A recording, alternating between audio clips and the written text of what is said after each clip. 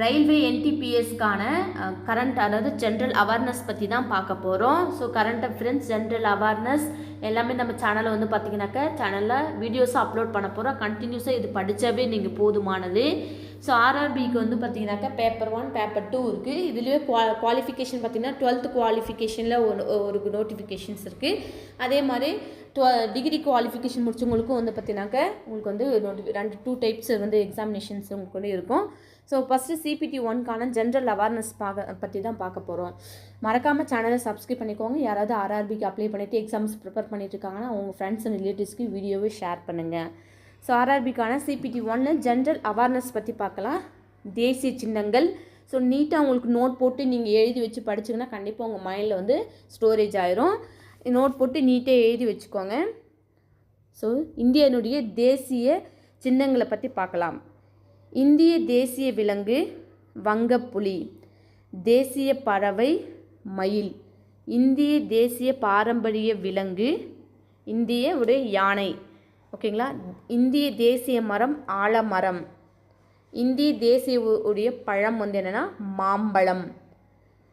தேசிய நீர்வாழ் விலங்கு வந்து கங்கை நதியில் உள்ள டால்ஃபின், அதாவது டால்ஃபின் சொல்லக்கூடிய ஓங்கில் அப்படின்னு சொல்லக்கூடியது. ஓகேங்களா. தேசிய ஊர்வன விலங்கு கிங் கோப்ரா. தேசிய ஊர்வன விலங்கு வந்து பார்த்தீங்கன்னாக்க கிங் கோப்ரா, அதாவது கருநாகம் சொல்லக்கூடியது வந்து 18 அடி நீளம் வந்து இருக்கக்கூடியது. இது வந்து கூடுகட்டி கூடுகட்டி மண்ணிலே கூடுகட்டி அதுக்குள்ளே வாழக்கூடிய புற்றினத்தை சேர்ந்தது தான் இந்த கிங் கோப்ரா அப்படின்றது. இந்தியாவினுடைய நதி வந்து கங்கை நதி.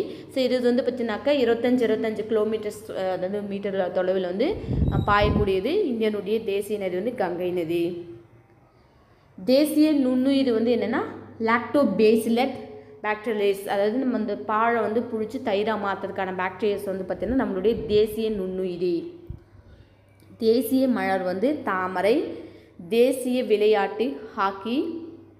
தேசிய பாடல் வந்தே மாதரம். வந்தே மாதர பாடலை வந்து எழுதினவர் பங்கிம் சந்திர சட்டர்ஜி வந்து பார்த்தீங்கன்னாக்கா நம்மளுடைய அந்த வந்தே மாதர பாடலை வந்து எழுதுகிறாரு. இது வந்து ஆனந்த மடம் அப்படின்ற புத்தகத்திலேருந்து எடுக்கப்பட்டது. தேசிய கீதம் ஜனகன மன. ஸோ இதை வந்து எழுதினவர் வந்து ரவீந்திரநாத் தாகூர். ஓகேங்களா. இவருக்கு வந்து பார்த்தீங்கன்னாக்கா ஜனகன மனவை ஏற்றி தொகுத்தவர் இவர் தான் யாருன்னா ரவீந்திரநாத் தாகூர். ஸோ கன்ஃபியூஸ் ஆகிக்காதீங்க தேசிய கீதத்துக்கும் தேசிய பாடலுக்கும். ஸோ நோட் போட்டு நீட்டாக எழுதி வச்சிங்கன்னா உங்களுக்கு கண்டிப்பாக மறக்காது. எக்ஸாம்ஸ்க்கு வந்து உங்களுக்கு ரைஸ் பண்ணதுக்கும் ரொம்ப யூஸ்ஃபுல்லாக இருக்கும். தேசிய சின்னம் அசோக சக்கரம். ஸோ அசோக சக்கரம் வந்து எங்கேருந்து எடுத்திருக்காங்க அப்படின்னு பார்த்தீங்கன்னாக்கா நம்ம சாரநாத் தூணில் இருக்கக்கூடியது. ஸோ அந்த தேசிய கொடியில் இருக்கக்கூடிய அந்த சக்கரம் இருக்குங்களா அதில் வந்து 24 ஆரங்கள் வந்து கொண்டுள்ளது.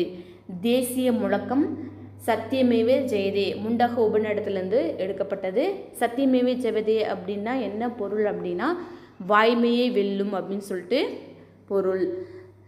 ஸோ கண்டினியூஸாக நம்ம சேனலோட வீடியோவை பாருங்கள். நீட்டாக அழகாக நோட் போட்டு நீங்கள் எழுதி வச்சிங்கனாவே இப்போ இதை மட்டும் படித்தாவே போதுமானது. கண்டிப்பாக நீங்கள் வந்து பாஸ் ஆகிடலாம். அழகாக நோட் போட்டு எழுதி வச்சிட்டிங்கன்னா உங்களுக்கு எக்ஸாம்ஸ் படிக்கிறதுக்கும் சரி எல்லாத்துக்குமே யூஸ்ஃபுல்லாக இருக்கும். சேனலில் இனிமேல் கரண்ட் அஃபேர்ஸ் ஆர்ஆர்பிக்கான என்டிபிஸ்க்கு current affairs general awareness maths so இதுக்கான வீடியோஸ் எல்லாமே நம்ம சேனலில் போட போகிறோம். ஸோ கண்டினியூஸாக சேனலை பாருங்கள். தெரிஞ்சவங்க யாருக்கான மறக்காமல் வேலை வழிகாடி சேனலை அவங்களுக்கு ஷேர் பண்ணி சப்ஸ்கிரைப் பண்ண சொல்லுங்கள். தேங்க்யூ ஃபார் வாட்சிங் வேலை வழிகாடி சேனல்.